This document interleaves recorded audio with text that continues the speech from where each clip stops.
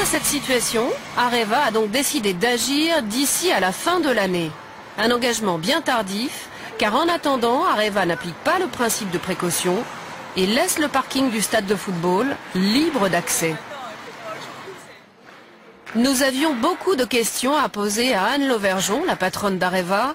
On nous a rétorqué qu'elle n'était pas disponible. Un agenda trop chargé sans doute. C'est donc le porte-parole du groupe qui a répondu à l'interview.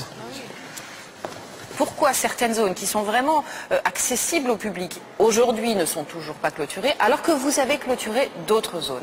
Parce qu'il y a des zones sur lesquelles nous ne souhaitons pas que le public aille. Et ce que nous appliquons, par exemple, à poser des barrières, nous le faisons en application de la réglementation, parce que les autorités de protection, l'ADRIR ou l'autorité de sûreté nucléaire nous le demandent. Pourquoi vous ne souhaitez pas que le public y aille? Parce que ça veut dire que les zones sur lesquelles, qui sont concernées par ces protections ne doivent pas être accessibles au public. Donc nous appliquons... Vous n'avez pas répondu à ma question. Pourquoi? Parce que la norme ne permet pas et que les autorités souhaitent parce que le public... c'est dangereux? Non, ce n'est pas forcément dangereux. La norme est dépassée, mais ça n'est pas dangereux. Tout ce qui n'est pas accessible au public n'est pas forcément dangereux immédiatement. Nous souhaitons que là où des questions se posent, où des doutes existent, le temps que nous apportions les réponses au public et que parfois nous trouvions des solutions ensemble, alors il y a les restrictions maximales. Moi je vous propose quelque chose qui est assez simple. On a nous-mêmes fait des prélèvements sur 2 sites où nous sommes allés. Hein. Je vous les montre. Voilà, c'est une boîte plombée.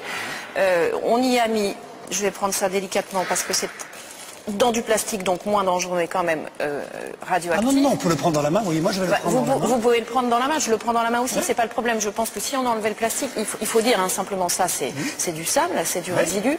Donc si on enlevait le plastique, comme c'est du sable, ça peut partir vraiment absolument partout dans cette pièce. Et je ne souhaite pas, et j'imagine que vous non plus, vous ne souhaitiez pas que ce soit à tout vent ici et que quelqu'un éternue dans cette pièce. Ça c'est un Radex, je ne vous dis pas ce que c'est, vous savez parfaitement ce que c'est, ça mesure la radioactivité. Et on va donc regarder immédiatement la mesure que on obtient. Quelle est la norme? On est en microsievert? Oui, on est en microsievert par heure. Donc là, ça monte à 1,62, ça continue à monter. Bon, voilà. Donc... Et la norme, elle, d'exposition tolérée pour un individu, elle est par an de 1 millisievert. C'est-à-dire que ce sac, pour arriver à la norme, non pas de danger, mais la norme acceptée par les autorités, il faudrait que je reste en exposition avec 100 heures, Élise Lucet. Selon la CIPR, Commission internationale de protection radiologique, 10 microsieverts, c'est-à-dire que là, on n'en est pas si loin que ça, par an, d'accord, c'est une dose au-delà de laquelle il existe un risque pour la santé. Si effectivement on est quasiment à 2, au bout de 5 heures, on arrive à 10 microsieverts par an, donc qui est une dose qu'il ne faut pas dépasser pour la CIPR. Mais c'est une dose, Élise Lucet, que vous trouvez à l'état naturel. Voulez-vous moi-même que j'aille chercher une pierre de granit qui est là à notre disposition? Ce qu'on peut faire très simplement, c'est prendre la radioactivité naturelle. Oui, parce qu'elle n'est pas dans l'ambiance. Mais regardez, Élise Lucet, prenons ce granit. Prenons ce granit qui est un granit naturel et approchez donc, s'il vous plaît, votre appareil. Bien sûr, avec grand plaisir. Et approchez donc votre appareil et vous allez voir que ce sont... Alors, où est-ce qu'il monte, celui-ci? 0,40. Écoutez, là, voilà, je suis à 0,40. Là, écoutez, franchement, donc, 0,40. mais pour vous dire que nous sommes dans des normes... Voilà, donc, 0,36, 30... Tout ça pour vous dire que les degrés de radioactivité, c'est dans la nature. Vous pouvez trouver des pierres qui le sont en permanence. Donc ça aussi, c'est la moitié de votre salle. Non, là, on était à 1,60 et là, vous êtes le tiers. Mais ce qui veut donc dire que la radioactivité, elle est bien naturelle. Pas le tiers. Et donc c'est une question d'exposition. Ce que je veux vous dire, c'est que c'est une question d'exposition. Écoutez, il y a une étude qui a été menée par l'IRSN, l'Institut de radioprotection et de sûreté nucléaire. Ça aussi, c'est sérieux. Vous êtes d'accord, hein? Il n'y a pas à discuter. C'est un sujet sérieux. Le médecin du nucléaire, il a mené des études donc sur les rats.